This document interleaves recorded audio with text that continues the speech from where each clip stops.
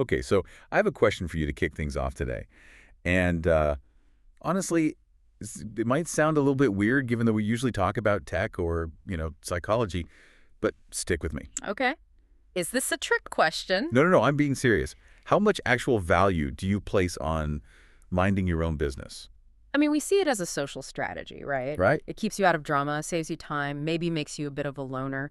In a world like ours, a hyper-connected world, it's almost seen as being, what, disengaged. Exactly.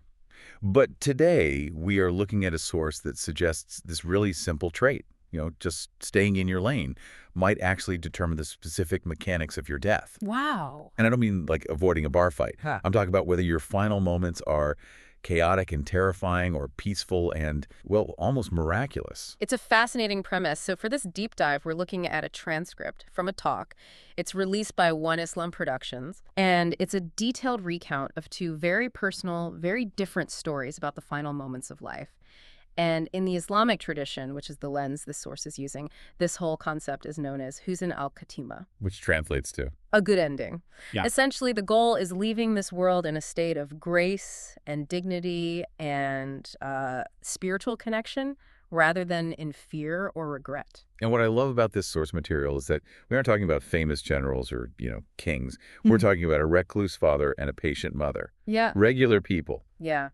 But the details, they're cinematic. We have invisible hospital visitors, glowing faces, slow-motion physics, and even a bureaucratic miracle involving embassy paperwork. And that's what makes this so compelling. It connects the mundane, the everyday habits of a person, like watching TV in isolation or bearing hardship with patients, to these huge metaphysical events at the moment of death. Saying there's a direct link. A direct link between how you live your private life and how you leave it.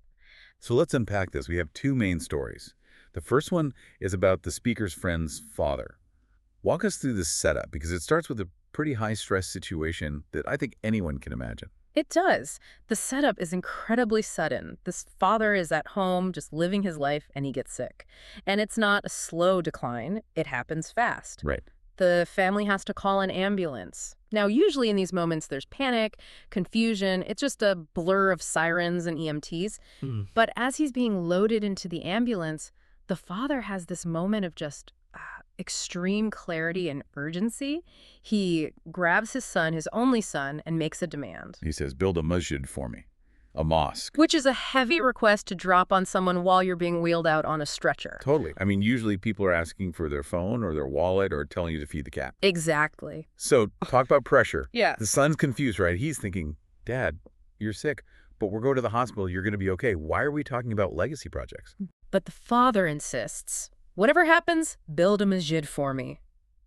It's almost like he had inside information, like he knew the clock had started ticking in a way the doctors didn't even know yet. That intuition is a common theme in these kinds of narratives, right? It is. They often call it a premonition of death. And once they get to the hospital, the medical team basically confirms it. They tell the son, he's not going to make it more than a few days. Wow. It's serious. They move him to a private room, and this is where the story shifts from a medical drama to something, unexplainable. This is the part that gave me chills. So it's the second day in the hospital. The son is standing right there in the room, just the two of them. Right. The door is closed. Right. And suddenly the father asks the son to step aside. Give space. Give space. Yeah. He wants to let this person come in. And the son, he looks around. There is nobody there. The door is shut. And you have to put yourself in the son's shoes for a second. You're stressed, you're grieving, you probably haven't slept, and now your father is seeing things. Your first thought is hallucination. Immediately. Is the medication talking? Is he delirious? Because the source notes that the son knows his dad. His dad is a serious guy, a realist. He's not, prone to flights of fancy. That's such a crucial detail. The son respects his father's sanity enough to actually engage with this. Yeah. He doesn't just say, sure, Dad. He asks, can you tell me who this person is? What does he look like? And the description he gets back is incredibly vivid. The father says he sees a beautiful face, a beautiful smile. The figure is wearing a white thobe, which, for those who don't know, is that long flowing robe. He also mentions a white cap or turban.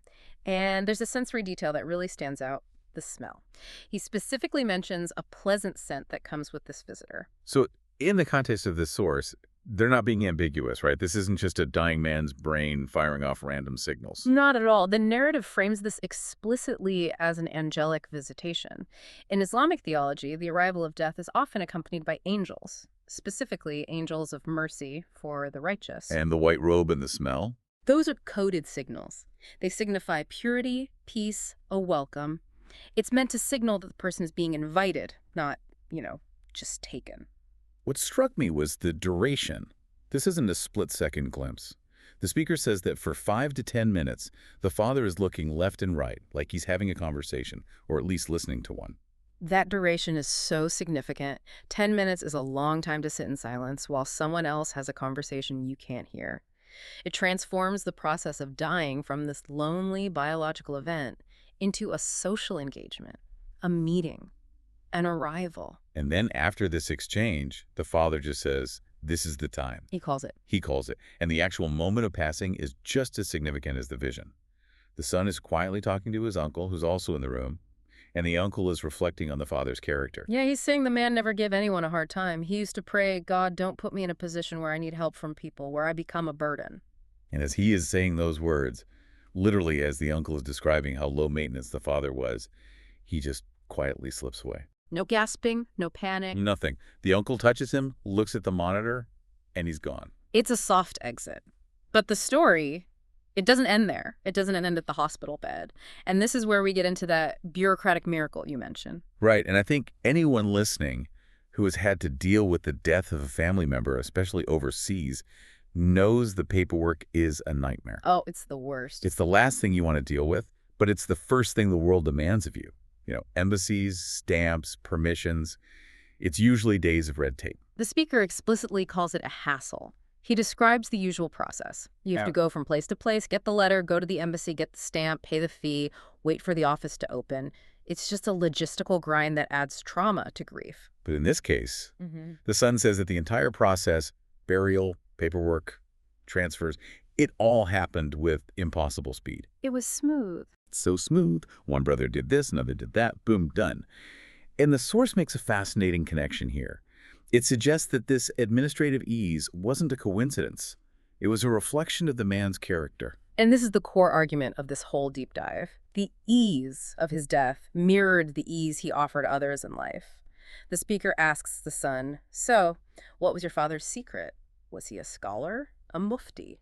I love this reveal because you expect the answer to be, oh yes, he prayed 20 hours a day and memorized every book. Okay. But the son says, no, he's just a normal guy. He's actually pretty isolated, sat at home, watched Islamic channels on TV, was retired. But, and here's the big but, he had one defining trait. he never interfered in anyone else's business. Never. The son emphasizes this over and over. If it's not your matter, don't poke your nose in it. And the speaker links this to a specific hadith. Can you define that term for us quickly, just so we're all on the same page? Sure. A hadith is a record of the words or actions of the Prophet Muhammad. In Islam, it's a primary source of guidance, second only to the Quran. And the specific hadith quoted here is, the best of a person's Islam is leaving what does not concern him. It's such a profound idea.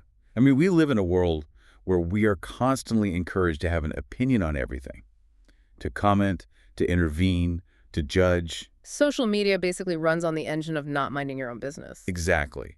But this source is suggesting that there is a spiritual weight to staying out of it, that by not creating friction in other people's lives, by not being a source of hassle, the universe or God, removes the hassle from your own transition out of this world. It's almost a form of karmic efficiency. You didn't clutter other people's lives, so your exit won't be cluttered either. It redefines a good life, not by how much you achieved, but by how little unnecessary turbulence you created for the people around you.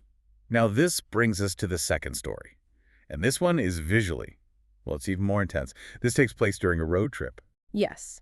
The speaker recounts driving from Kuwait to Saudi Arabia for Umrah, the lesser pilgrimage to Mecca.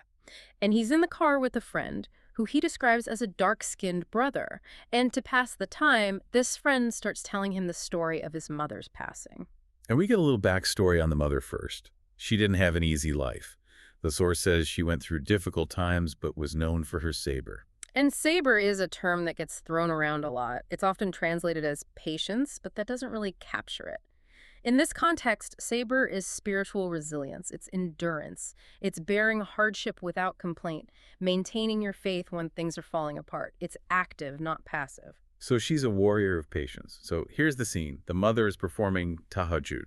What is that exactly? Tahajjud is a voluntary night prayer. It's performed after you've slept and then woken up, usually in the last third of the night before dawn.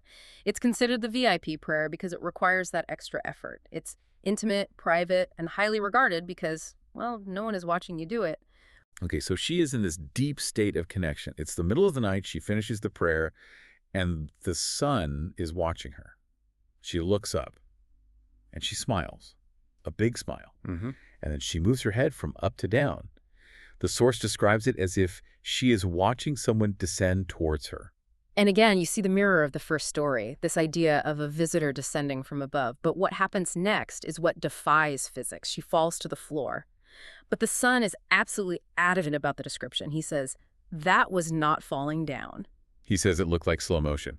Exactly. And think about the physics of that. If an elderly person collapses, gravity takes over instantly. They hit the ground hard. It's jarring. It's loud. Yeah. But he describes this as if someone is holding her and gently placing her down. The movement is controlled. It's soft. That image of the slow motion fall is going to stick with me. It's so specific. You don't make that up if you're just trying to say she died peacefully. You say she went to sleep. You don't say she fell in slow motion like invisible hands were holding her. It implies a level of care. It suggests that even in the physical act of dying, she was being protected from the impact.